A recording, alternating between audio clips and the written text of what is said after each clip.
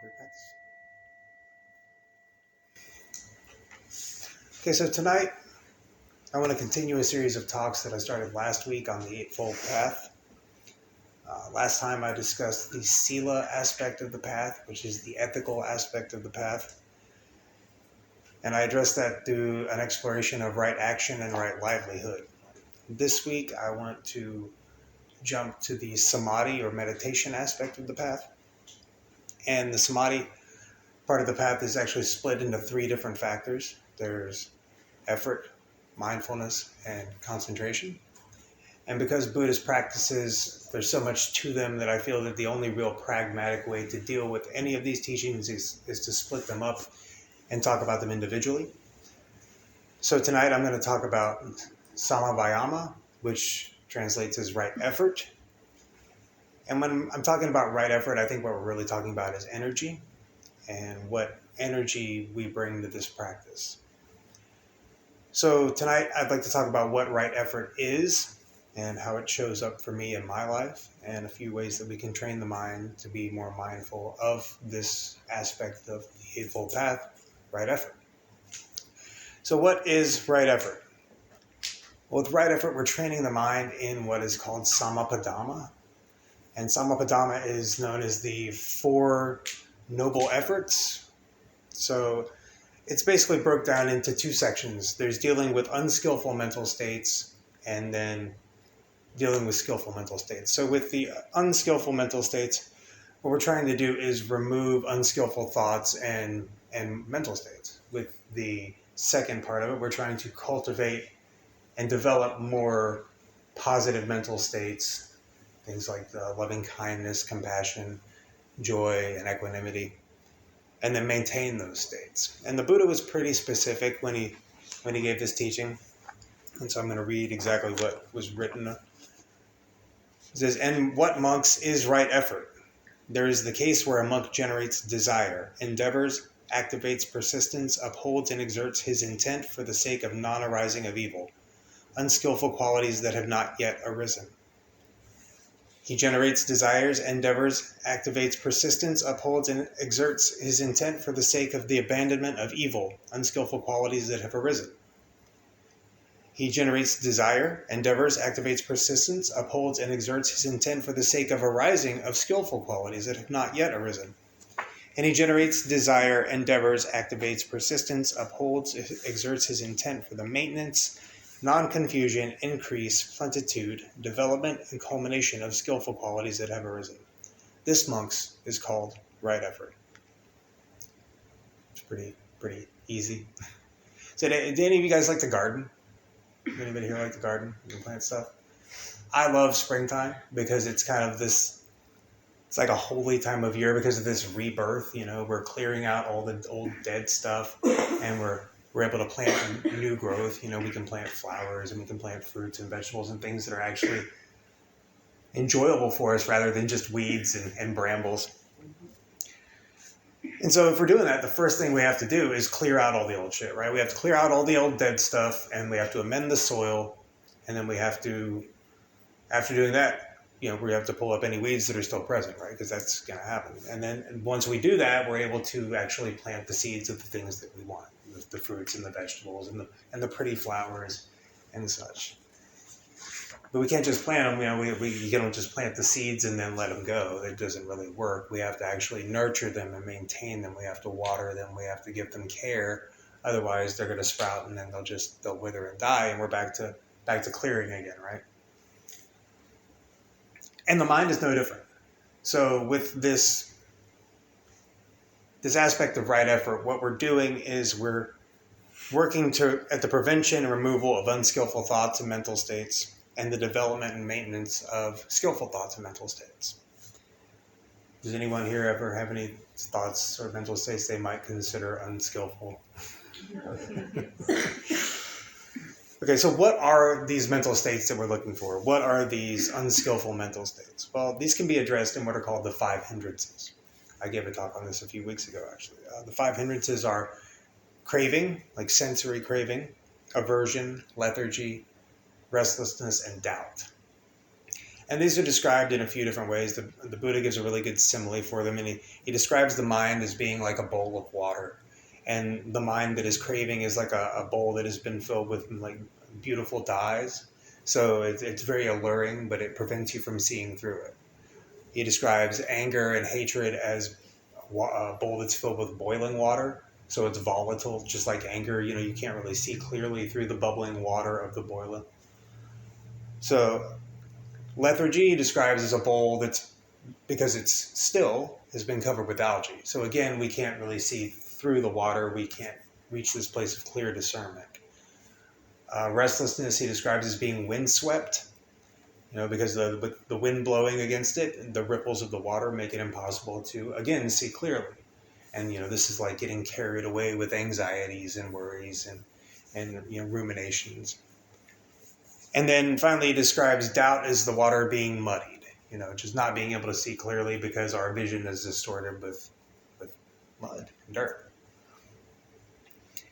And this is also a good way that in Buddhism there's the demon Mara. Mara is the demon that showed up and tried to tempt the Buddha away from his awakening, and Mara basically showed up as these hindrances. Mara is really probably not an actual demon, but he's just the embodiment of these qualities that the Buddha came up with. He's like, okay, well, this is all names, because if you name it, you can tame it, right? So, and just like with our garden, the first thing we have to do is get rid of all the old stuff. So we need to work on removing these qualities.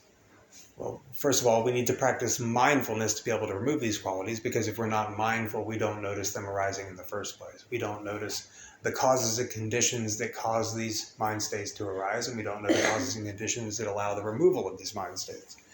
So mindfulness is very key in the noting and removal of these mind states.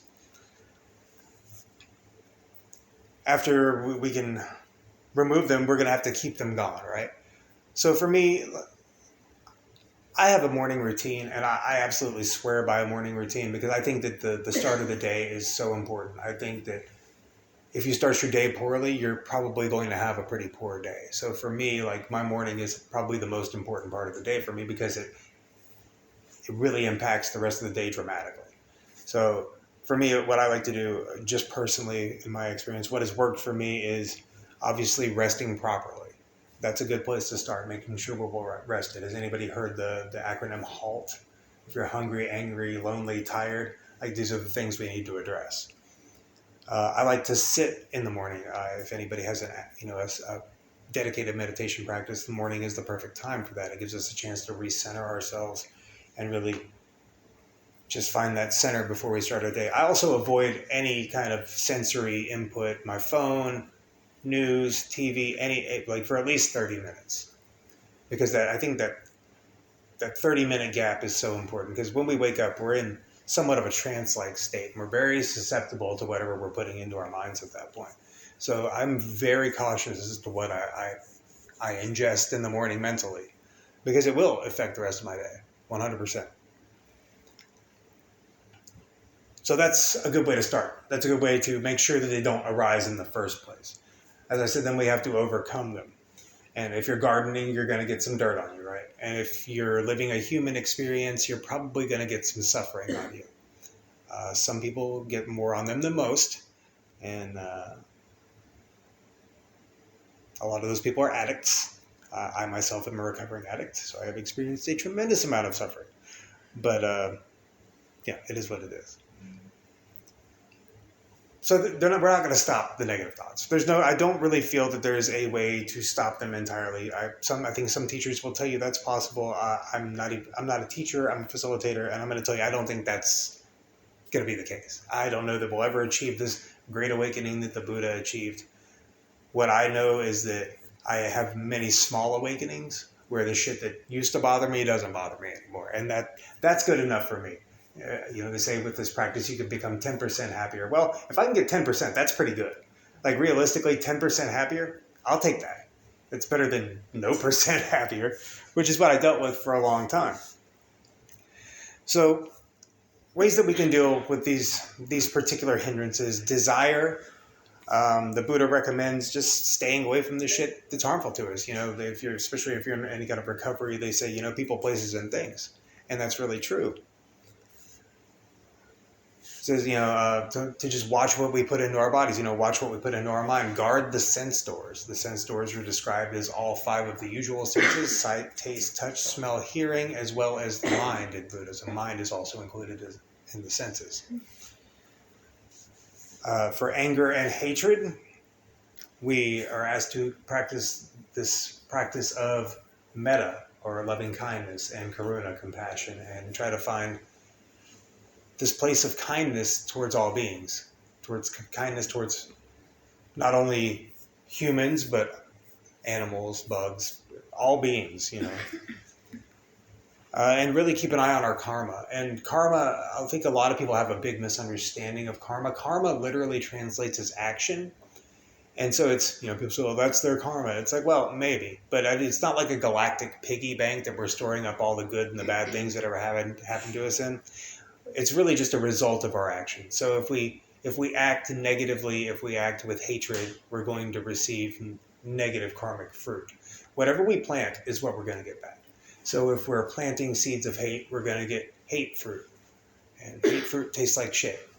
But love fruit tastes pretty good, right? For drowsiness and lethargy, the Buddha recommends just going outside, living in the open air. Obviously, we're not going to live in the open air because we live in a modern society, and I personally like living indoors and having air conditioning. But, going outside, just whatever we can do to arouse our senses. And noble friends and noble conversations. And noble friends and noble conversations pops up for literally every one of the 5 hindrances. So, just talking to other people, getting it off your chest. It's so important to just verbalize these things and get them out of our heads. I think one of the main reasons people go to counseling is just to be able to get it out. It's not that they're really doing much any cognitive behavioral therapy, but just I think it's the same thing with like a priest confessional, in Catholicism. So just by being able to get it out, I think does a lot of good. For restlessness and worry, just noble friends and noble conversations. And maybe asking people, asking them, should I be, getting an honest opinion from someone you trust. Should I be worried about this? Is this something I should worry about? Same thing with doubt, just noble friends and noble conversations, and really asking someone you can trust, and getting their honest opinion. Should I have doubt in this area? I don't know how many times I've been worried about something, then asked somebody that's close to me, and they're like, "Nah, you're just being neurotic as fuck as usual." I'm like, yeah, probably so. Because before I really started getting into this practice, before I leaned into this practice and really started educating myself on the trainings that are available through the Dharma, I was a really, really negative person. I just found chaos in everything, and there was no peace ever, really. I just had one of those minds that just wouldn't shut the fuck up, and it was no fun way to live, quite honestly. It did not do me very well. As I said, I experienced a lot of suffering because of that. And over time, as I started applying some of these trainings and really devoting myself to this practice, and not just meditation, but all aspects of the Buddhist path and this practice of Buddhism, things started to change. It wasn't anything that happened overnight. It was something that happened slowly. They call this a gradual training. It's a gradual path. So it's not something that happens overnight, but it does happen. I mean, that's not to say that I don't still have negative thoughts, because they are, as I said earlier, they are still going to arise. They just don't happen near as frequently. Like I said, if I can bring down the frequency of negative thoughts and negative emotions, I'm going to do whatever that takes. I think it's also important to note that even for the Buddha, Mara still showed up all through his life. And they never just went away entirely. Mara would still show up, but at that point, the Buddha would invite him in for tea. Like, oh, hey, Mara, it's my old friend, come in. And that's what we do with these hindrances. We notice them, and we don't judge ourselves for having these negative thoughts. That's important in this practice, is not to judge ourselves. It is very human for us to have negative discursive thoughts. We have what is called the negativity bias. we store 9 negative memories to 1 positive memory. It takes roughly 3 seconds to store a negative memory and roughly 9 seconds to store a positive memory, which sucks because I really like having more positive memories than negative memories, and it doesn't seem like we're set up for that. We've got a pretty shitty programming system. So once we have been able to remove these negative mind states, we want to work on developing these positive mental aspects. And these are what are called the Brahma Viharas, or the divine abodes, the heart practices. As I said, these are loving kindness, compassion, sympathetic joy, and equanimity. And just finding things to be joyful in. Really like exploring what makes us grateful. There's so many different things that we can do to grow our positive mental attitude.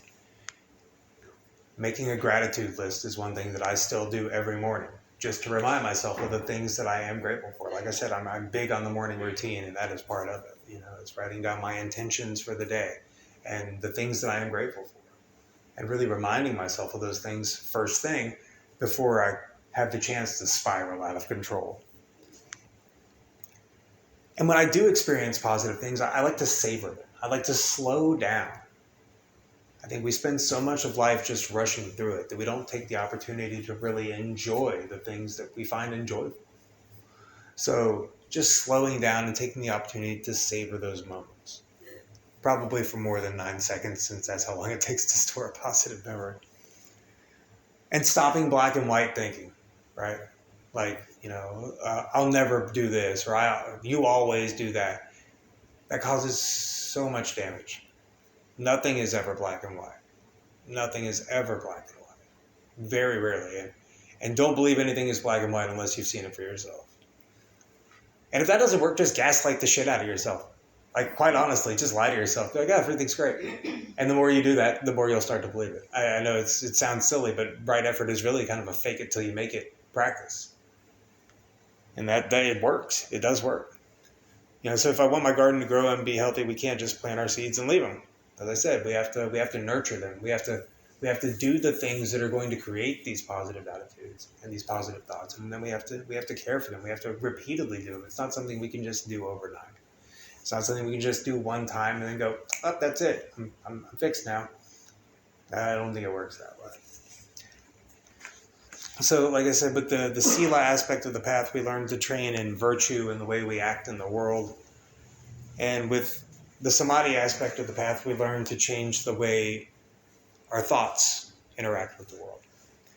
So in order to stop negative thoughts and mental states from developing, we have to put in pretty much constant work. It takes constant effort. It takes constant energy. It takes energy to stop them from arising. It takes energy to uproot them after they have arisen. It takes energy to cultivate skillful mind states, and it takes energy to maintain those positive mind states, right? So as I said, we guard the sense doors and we constantly cultivate these heart practices. We study the Dharma, keep the precepts. When we're endeavoring in this practice, it's important that we exert the appropriate amount of energy. We don't want to put in too much energy and experience some sort of burnout. But we also don't want to put in so little energy that we're not really bringing ourselves fully to the practice. We have to find this middle path. And the Buddha taught right effort is kind of like a stringed instrument. If the strings are too tight, they'll break. And if they're too loose, the instrument won't play. So it really is this middle path. And that's what Buddhism is the middle path. And that's what we're here to learn tonight, is the middle path. That's what we do every Monday.